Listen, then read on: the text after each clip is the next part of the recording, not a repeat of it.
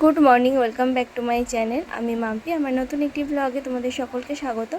আশা করি তোমরা সকলেই ভালো আছো। আমি একটু খারাপ আছি, মানে শরীরটা বিশেষ ভালো নেই, তাই ভিডিও দিতেও তোমাদের লেট করলাম। দেখো এই ভিডিওটা অক্ষয় তৃতীয়ার দিনে আর কি। দেখো সকাল সকাল চা করে নিয়ে এসে, একটা চিনি দেওয়ার, চিনি ছাড়া।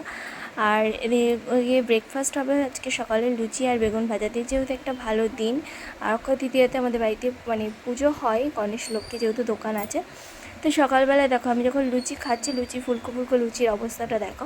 আর যে ব্লগ করছিলাম সেটাই আমি ভুলে গেছি। তো বিকেলে যখন একটু ঝড় বৃষ্টি ওঠার মতন মেঘ করেছে, তখন আকাশটা দেখে খুব ভালো লাগছিলো। তো ভাবলাম ভিডিও করি, তখন ভিডিও করতে গিয়ে মনে পড়লো আমি তো ব্লগ করছিলাম। তাই যাই হোক, মাঝখানে আর কোনো জন্য ভিডিও নেওয়া হয়নি।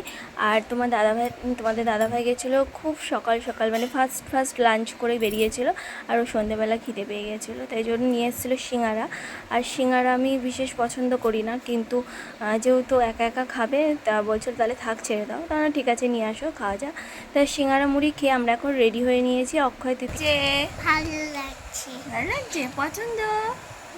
তুমি এখন বেরু যাবা? তোমার জন্যই তো আমি যাচ্ছি বাবা।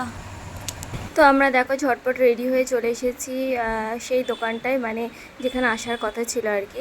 এটা একটা ভাইয়ের দোকান, মানে নিজের আমার কেউ না, মানে কিন্তু তোমাদের দাদা ভাইকে একদম নিজের দাদার মতন করে দেখে।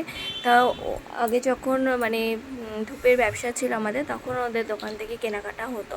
তা এখন নেই, তবুও মানে এই দিনটাতে নেমন্তন্ন থাকে, যায়। তো গিয়েছি আর ঘুরেও চলে আসলাম। আর এই দেখো এখানে তোমাদের দাদাভাই একটা সেলফি স্টিক নিয়ে নাড়াচাড়া করে দেখছে। এই স্টিকটা আনতেও বেরিয়েছিলাম অ্যাকচুয়ালি। এই স্টিকটা আমার ফোনের সাথে গিফট করেছে, আর এই ছেলের ওয়াল ক্লথ ছিঁড়ে গিয়েছিলো, তো সেজন্য ওয়াল ক্লথ নেওয়া হয়েছে। তো তোমাদের দাদাভাই ভালো করে দেখছিলো সেলফি স্টিকটা কীভাবে কী করা যায়। আর ছেলে যেহেতু সেলফি স্টিকটা নেওয়ার জন্য খুব উৎসাহ দেখাচ্ছিলো, মানে ও মানে ভাবছে এটা কি, একটু দেখিনি। তো দেখো তোমাদের দাদাভাই এখনও সেই চেষ্টা চালিয়ে যাচ্ছে যে কোন জায়গা থেকে কীভাবে ধরলে কি হয়। তো আমাকে বলছিল দেখো এইভাবে রাখবে, তাহলে ভিডিও তোমার করতে সুবিধা হবে, তোমার কাউকে ফোন ধরতে হবে না, এই যা বলছিলাম। আমি আবার বলছিলাম যে ভিডিও তো আমি এইভাবে ধরবো, ছেলে তো দেখলেই ফেলে দেবে। তো যাই হোক, আর দেখো ওকে ওই ওয়াল ক্লথটা দিয়ে ছেড়ে দিয়েছি, কারণ ও ওটা নিয়ে ব্যস্ত থাকলে এটার দিকে একটু তাকাতে পারবো।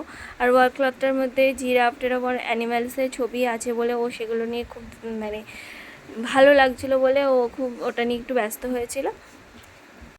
তো তোমরা যারা আমার ভিডিও দেখো তারা তো জানো যে আমি কিছুদিন আগে একটা নিউ ফোন নিয়েছি, তো সেটার সাথে এটা গিফট করেছে। Hello guys.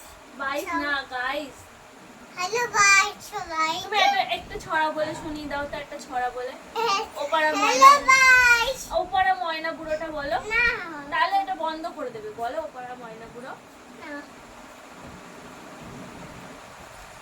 পাপা কি কিনে এনেছে দেখাও, কি কিনে এনেছে তোমার জন্য। পাপা এই দেখো।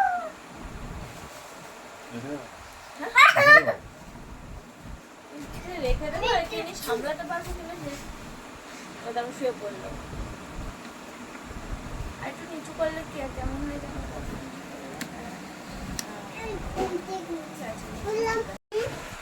এটা হচ্ছে রাবার শিট,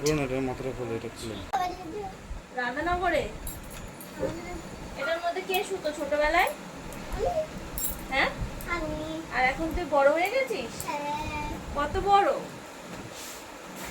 এদিকে আয়, এই পাশে এসে বস। ওই দেখে এসে দেখ তো কে এলো। এই গোগো দাদা এসছে।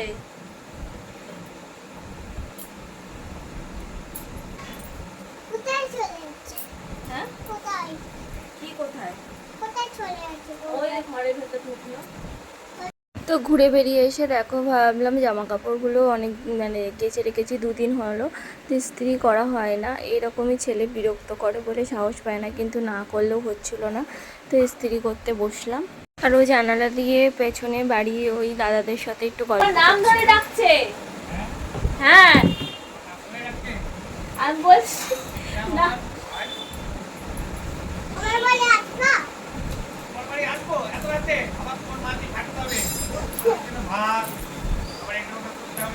বলো তাই কি হয়েছে, খাটতে হবে না, আসো। আছো হবে না আছো নাম ওই দেখো, দেখেছো নাম? নাম কি? ভাইয়ের নাম কি বলে দাও? তোমার নাম? হ্যাঁ ওই ভাইয়ের নাম কি? গোগো দাদা বাবার নাম কি বলে দাও? বাবু কি বললে এক্ষুনি? কি বলে ডাকলা? কুকুর ওই দেখো।